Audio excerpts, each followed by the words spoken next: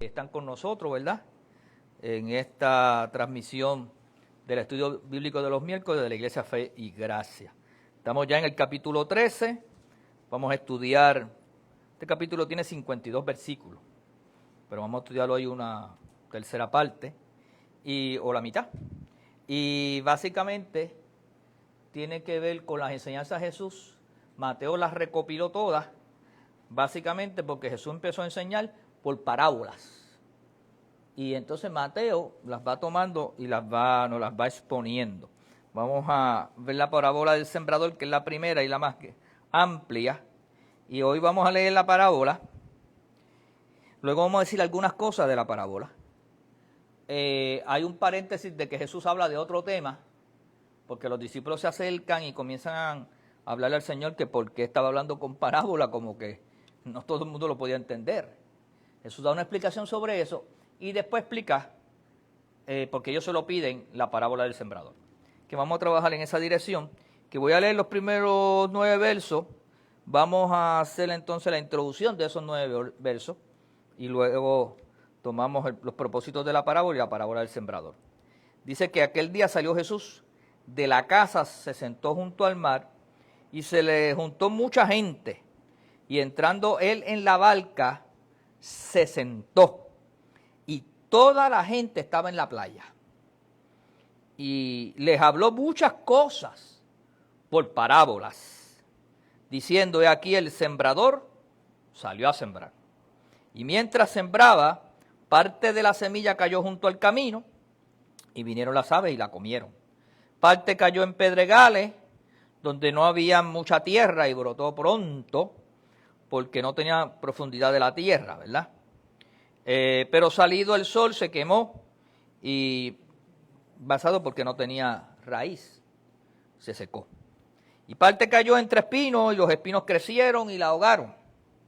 Pero parte cayó en buena tierra, y dio fruto, cual al 100, cual al 60, y cual al 30 por uno. El que tiene oídos para oír, oiga. Vamos a profundizar un poquito más en el tema de esta introducción de lo que son las parábolas. Este es el capítulo 13, consiste en la parte principal de 7 parábolas del reino. O sea que en este capítulo 13 vamos a ver y vamos a analizar 7 parábolas. Hoy vamos a analizar una parábola. O sea que la semana que viene tomamos las otras 6. Porque esta es la más grande y que tiene sus detalles. El tema principal de este evangelio es el reino de los cielos, ya eso lo habíamos discutido. Siguiendo a la parábola más extensa y que sirve de introducción, la del sembrador, ya lo había mencionado. Luego vamos a ver la de la cizaña, la semana que viene, la red de peces, la de la mostaza, la de la levadura, el tesoro escondido y la perla de gran precio. Cada una de ellas, excepto la del sembrador, comienza con la frase: el reino de los cielos es semejante. Esta es la única que no empieza así, pero todas las demás se introducen de esa manera por el maestro, el rabí Jesús. Aquel día salió Jesús de la casa, probablemente el hogar de Pedro en Capernaum, y se sentó junto al mar. Jesús llegó allí, la casa de Pedro tenía una vista hacia el mar. Jesús se bajó allí, la gente estaba esperándolo por fuera, sabían que él estaba allí, y entonces él se sentó en la costa, en el mar de Galilea. Al entrar, como el gentío era tan grande, pues se subió a la barca, y probablemente esta barca era la que Pedro usaba también para la pesca. O sea que Pedro estaba subsidiando en ese momento el ministerio de Jesús, ¿verdad? En alguna manera. Y allí se sentó. Era la posición de los rabinos, esto también lo hemos dicho en otras ocasiones, de los rabinos judíos para la enseñanza. Ellos tenían una forma como se sentaban. Y la misma multitud estaba de pie en la playa, en declive, construyendo así una especie de anfiteatro natural. Y eso lo vimos en el Sermón de la Montaña, por eso era que Jesús podía hablar, y en la forma que la voz, Jesús era un físico, en términos de ciencia, ¿verdad? Un ingeniero físico, conocía cómo articular, pararse, en qué forma, para que la onda de la voz corriera y multitudes lo pudieran escuchar. O sea que había una ciencia, ¿verdad?, que ayudaba en ese sentido. Sentado en el bote, Jesús dijo a la gente muchas cosas por parábola, como lo hemos introducido. Y este término proviene del griego parabole, que significa algo arrojado de lado. Algo que es lanzado, como si nosotros decimos por ahí a veces, mira, te tiraron una curvita, te tiraron una... Porque de momento tú no lo entiendes, pero después te vas pensando y, esto fue lo que quisieron decir. Algunos decimos por ahí una indirecta, pero hay algo de verdad en lo que nos están diciendo. Una parábola es un discurso breve que establece una comparación, expresa un simple pensamiento completo, pero en una forma ilustrativa y a veces cargado de metáforas o de símil, sacado de la vida natural o común, atrayendo al lector por su vivacidad o enseñanza, o su manera extraña de decirlo, dejando en la mente suficiente duda sobre la precisa aplicación para motivarla a pensar activamente. Ese ganchito, esas frases que a veces nosotros decimos y nos quedamos dándole vuelta a la cosa y entendemos que detrás de todo eso hay una gran enseñanza. Pues esa es la parábola, ¿verdad? Puesto que los orientales son naturalmente aficionados al lenguaje pintoresco, no es de sorprenderse que se encuentre cierto número de parábolas en el mismo Antiguo Testamento, tanto como en otros escritos tardíos de los hebreos. Pero Jesús logró la mayor utilidad de este método. Para ser válida y vigorosa, una parábola debe ser fiel a la vida. O sea, que tenga esencia, que tenga sustancia, que realmente nos enseñe algo de vida, de cómo vivir. La parábola ha sido definida como una historia terrenal con significado, en este caso, celestial o espiritual. Y pudiéramos abundar mucho más de los antiguos. Hay comentaristas como Neile que dice, sin embargo, sabiamente amonesta que debemos cuidarnos de negarnos a admitir que una parábola puede ilustrar más que un solo punto. O sea que hay gente que pensaba que la parábola nada más tenía que hablar de una sola cosa. Pero hay otros comentaristas que piensan que una parábola, pudiese tocar más de un punto, como es la del sembrador. Posiblemente las otras son más monolíticas en el pensamiento, ¿verdad? Pero hay parábolas que tocan varios principios, estaban involucrados y envueltos en eso. Del verso 3 en adelante nos muestra que el cuadro que Jesús describía en esta parábola era muy familiar a sus oyentes. O sea que los estaban escuchando conocían lo que era un sembrador y lo que era un sembrado. Aún hoy en día puede verse en la Palestina a un hombre cruzando el campo, tomando semillas de un bolso que pende de uno de sus hombros y arrojándolas, diseminándolas con mano a gran distancia, arrojándolas, tirándolas. Y todavía eso se ve allí en las tierras de Palestina y de Jerusalén, Israel y esos lugares. Esta historia es llamada algunas veces la parábola de los terrenos, puesto que en su punto principal establece una comparación entre 4 clases de tierra, 4 clases de terreno. Está el verso 4 que dice, junto al camino, ¿verdad? Las semillas que cayeron. Además, esas semillas a veces era cuando él las tiraba, las que caían ahí en el camino, las que se salían del mismo saco. La de los pedregales, entre espinos y en buena tierra. La semilla que cayó junto al camino, vinieron las aves y la comieron, porque estaba muy superficial. La que cayó en pedregales, esa se perdió rápido, la del camino. La que cayó en pedregales, que era una tierra poco profunda, ¿verdad?, o rocosa, brotó rápidamente, pero pronto se secó. ¿Por qué razón? Porque no tenía raíz. Entonces la semilla tercera que cayó entre espinos, estos la ahogaron, pero la que cayó en buena tierra llevó una rica y abundante cosecha. Entonces hay 4 terrenos. Nosotros somos sembradores, estamos tirando semillas todo el tiempo. No nos podemos desanimar, porque a veces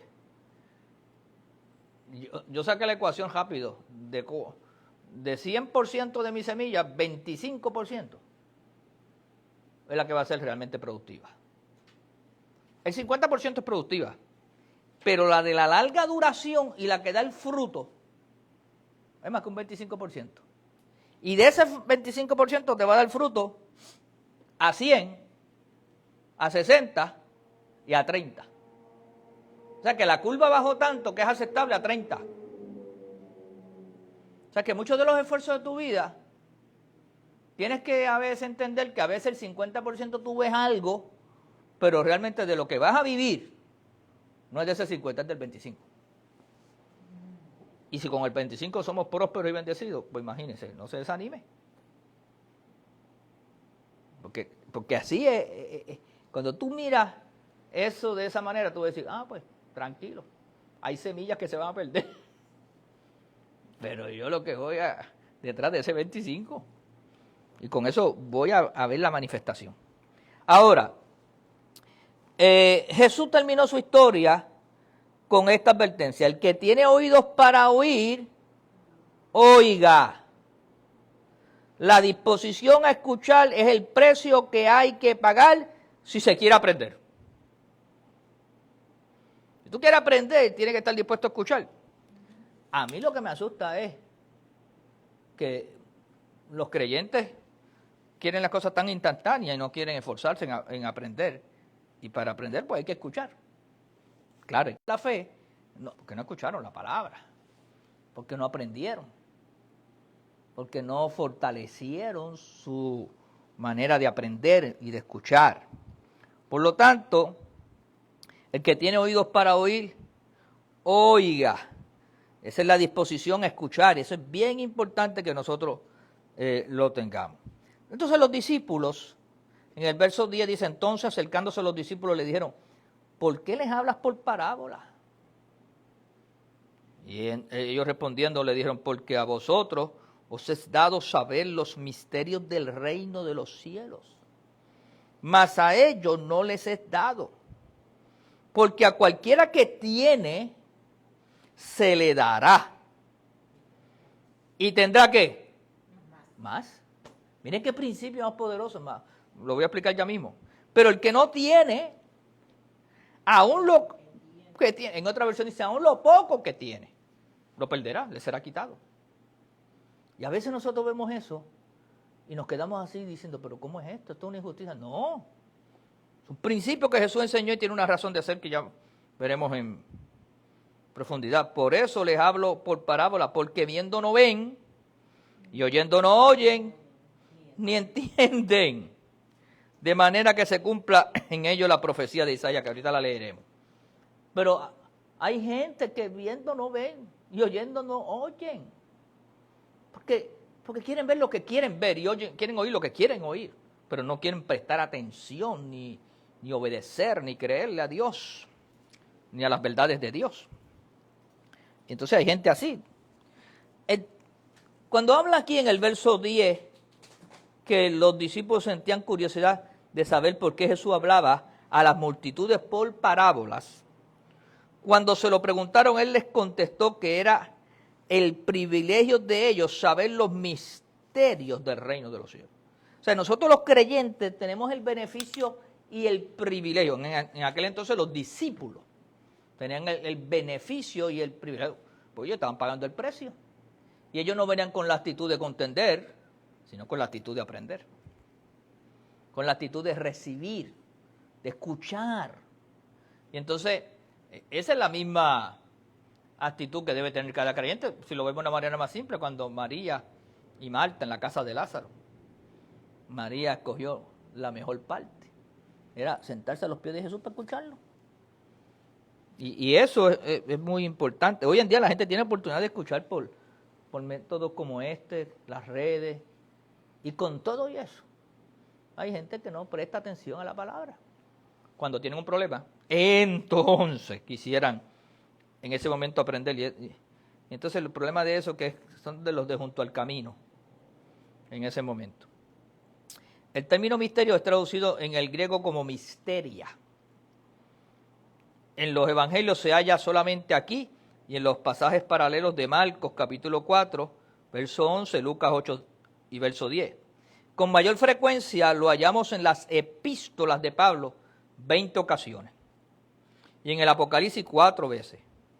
En los tiempos de Cristo tenía sentido técnico de secretos conocidos solo por los iniciados, tal como en los misterios religiosos. O sea, la gente cercana era que conocía esos misterios. El misterio particular del reino, que es el que estamos nosotros hablando, como lo define Pablo, es la salvación de los gentiles, tanto como la de los judíos. O sea, la salvación es para todo el mundo. Es un misterio que no es otra cosa que un secreto que es revelado a los pertinentes, a los que abren su corazón, ¿ves? A los que se acercan para recibir. Y ahí viene esa revelación, ¿verdad? Ese versículo 12, porque a cualquiera que tiene se le dará, ¿verdad? Establece el principio significativo de que el que tiene recibirá más. Mire, eso es ley de vida. Es un principio. Y el que no tiene va a perder aún lo poco que posee. Eso es verdad aún en lo económico. El hombre que posee dinero para invertir es quien logra más dinero. Porque hay una ciencia, si tú lo pones, lo inviertes, se va a ir produciendo. Y el que tiene poco está en peligro aún de perder lo poco que posee. Porque no lo sabe multiplicar, porque no lo sabe desarrollar. El principio también se aplica en cuanto al conocimiento. El alumno debe tener cierta información fundamental antes de que el profesor pueda conducirle por la enseñanza más avanzada. Lo que significa esto es que tú y yo tenemos que hacer lo necesario para ponernos en la posición de aprender. Porque el discípulo que quiera aprender tendrá más conocimiento. El que quiera buscar más del Señor y se pone en la posición y hace va a recibir más del Señor. El que tiene, se le dará más. Porque el que tiene siempre busca la forma de tener ¿qué? De tener más. Entonces, esa hambre, ese deseo, esa intención bien usada, hace que se acerque más. Cuando el Señor le entregó los talentos, en esa parábola, o en esa ilustración, vemos que el que tenía 5 talentos, ¿qué hizo? Se fue y lo multiplicó. No se quedó allí mirando los talentos y diciendo, ¿y rayo cómo yo voy a hacer esto? Se fue y trabajó con mayor ahínco y fuerza y lo multiplicó. Y el Señor le dijo, wow, en lo poco fuiste fiel, en lo mucho te pondré.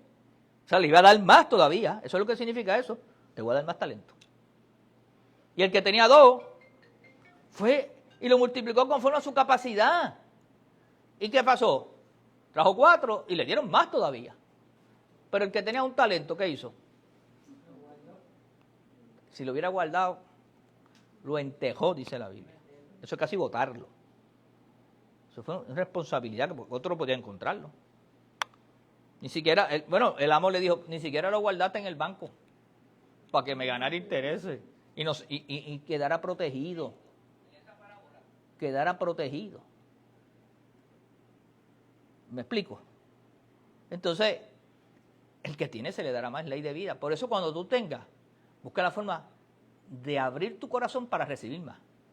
Hay cristianos que llegan un momento y dicen, no, Señor, ya es suficiente. El Señor te quería dar más. Porque vio en ti la capacidad de administrar, de aprender, de desarrollarte. Entonces no nos limitemos, hermano, porque hay un principio de vida. Entonces, luego dice el verso 14, de manera que se cumple en ello la profecía de Isaías que dijo, de oída oiréis y no entenderéis. ¿Cuánta gente que de oída? Job lo dijo, de oídas te había oído, pero ahora mis ojos te ven, ahora tengo revelación, ahora abrí mi corazón a ti. Y viendo veréis y no percibiréis. Se supone que cuando uno vea, perciba, y cuando uno oiga, entienda. Porque el corazón de este pueblo se ha engrosado, y con los oídos oyen pesadamente. Wow, como que esa profecía se está viendo en estos días, ¿verdad? Y han cerrado sus ojos, para que no vean con los ojos, y oigan con los oídos, y con el corazón entiendan, y se conviertan, y yo los sane, porque Porque cuando la palabra llega, la gente se convierte, cambia su vida, se transforma y se sanan. Pero cuando la gente tiene comezón de oír y anda en su vanidad, ¿me entienden? No se convierten, no se salvan, no se sanan. Pero mi deber es predicar. Y el Señor hará la obra. Y dentro de toda esa situación, hay un 25% que va a recibir la palabra y van a ser transformados y van a dar fruto al 100, al 60 y al 30. A lo mejor uno de esos se gana miles después. Pero bienaventurados vuestros ojos, porque ven, y vuestros oídos, porque oyen. Jesús está felicitándolos a ellos. Porque de cierto os digo que muchos profetas y justos desearon ver lo que veis, y no lo vieron, y oír lo que oís. Allí estaban teniendo esta experiencia. Entonces Jesús les contestó sobre eso. Ahora vamos a trabajar la parábola, con eso terminamos. Dice entonces, oíd pues vosotros la parábola del sembrador. Cuando alguno oye la palabra del reino y no la entiende, viene el malo y arrebata lo que fue sembrado en su corazón. Fíjense que Jesús comienza a explicarlo y dice, esto es lo que significa la parábola del sembrador. Cuando alguno oye, siempre la predicación del evangelio vendrá con el propósito de abrir tu oído a la palabra, de que tú la puedas oír, de que tú la puedas recibir. Oírla ahí es más amplio, es recibir la palabra. Por lo tanto, la palabra que Jesús vino a predicar es la palabra del reino, el reino de Dios. Hay muchos cristianos que todavía no han entendido eso, que nosotros vivimos en la dispensación de la gracia, nosotros vivimos en la gracia y en el reino. Porque Jesús vino a establecer su reino, un reino espiritual, un reino extraordinario, lo mejor que puede vivir el ser humano. Y entonces nosotros estamos como príncipes de ese reino reinando juntamente con Cristo. Pablo señala y habla mucho sobre ese tema. Por lo tanto, dice que cuando la palabra del reino llega, la oye la palabra, porque siempre hay que oírla primero, y no la entiende. Esas son la gente que de momento recibieron la administración, oyeron, porque tuvieron que abrir sus oídos, pero no la entendieron. Y no la entendieron no porque no entendían lo que se estaba predicando necesariamente. Lo que significa aquí entender es que limitaron su corazón. Recibieron ese día, se entusiasmaron, inclusive hasta se emocionaron. Pero no le prestaron más atención que eso. No continuaron. Eso es lo que significa no la entienden. Viene el malo y arrebata lo que fue sembrado en su corazón. Este es el que fue sembrado junto al camino, la primera tierra. O sea, quedó tan superficialmente la experiencia que tuvo, que fue una experiencia de 10, 15 minutos, 20 minutos, o el tiempo que estuvo en la reunión. Se emocionó, salió con alguna... De hecho, hay otro evangelio que dice que la recibe con gozo. Experimentó lo que es la experiencia de oír la palabra. Pero después no asumió compromiso. No asumió disciplina, no continuó más, como decimos nosotros aquí en la iglesia, vino, pero no volvió más.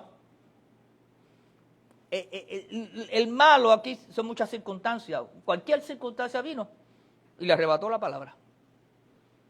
Vino, oyó otra cosa por allá, vino, escuchó un comentario, vino y se lo comentó a un amigo y le dijo, oye, estuve ahí, la verdad que uno se siente bien ahí, pero te va a meter a eso, mira que mejor está aquí el jangueo nuestro y la cosa, y la persona, bueno. Vino lo malo, lo negativo, la circunstancia, el evento pasajero y lo envolvió de nuevo. Y no, porque quedó superficial. Luego continúa diciendo, y el que fue sembrado en pedregales, este es el que oye la palabra. Fíjense que todos tienen que oír la palabra. Este es el que oye la palabra y al momento la recibe con gozo. En esta parte es la que dice que la recibe con gozo. Pero no tiene raíz en sí. O sea, este tuvo algo más, recibió la palabra y se gozó lo que oyó. Y lo disfrutó. Y tuvo esperanza. Y hasta a lo mejor manifestó, pues yo vuelvo y a lo mejor vino hasta una que otra experiencia adicional. Por el buen sabor que le dejó. Pero como cayó en pedregales, al momento la recibe con gozo, pero no tiene raíz en sí, sino que es de corta duración, pues al venir la aflicción o la persecución por causa de la palabra, luego tropieza. Cuando viene cualquier situacioncita que lo jamaquea, que le crea una dificultad, que le crea un problema, ahí se desconecta, se enfoca más en el problema y solucionarlo de la manera humana, material, carnal o con la sagacidad del mundo, y por ahí mismo pierde conexión con la palabra. Luego dice, el que fue sembrado entre espinos. Este es el que oye la palabra, ¿sabes? La oye. Pero el afán de este siglo y el engaño de la riqueza ahogan la palabra y se hace infructuosa.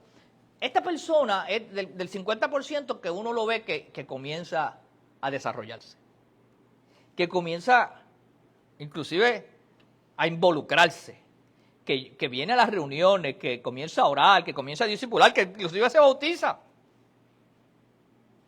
Tiene una experiencia con Cristo. Y uno lo ve que comienza y uno dice, wow, esto es una promesa. Pero de momento viene el afán del sistema, del mundo.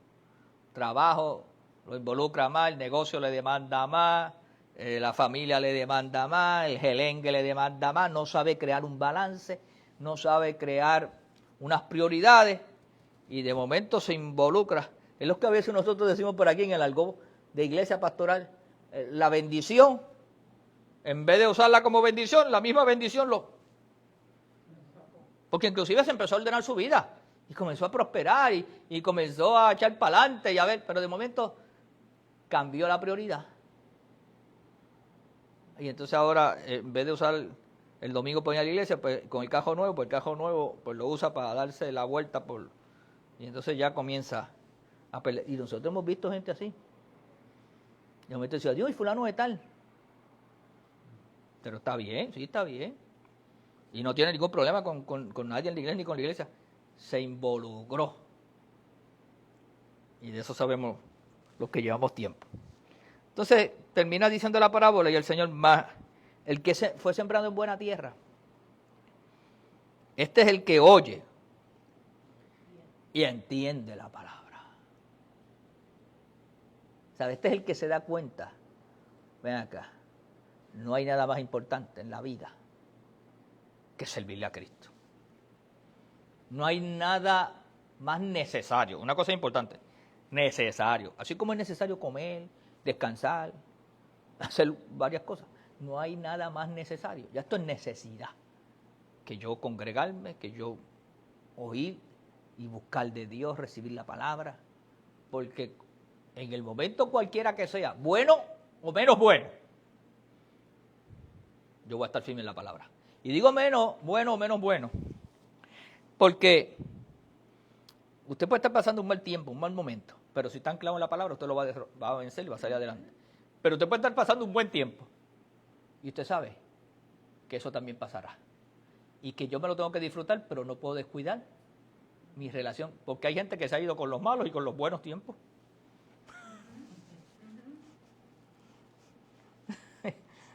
Eso es triste.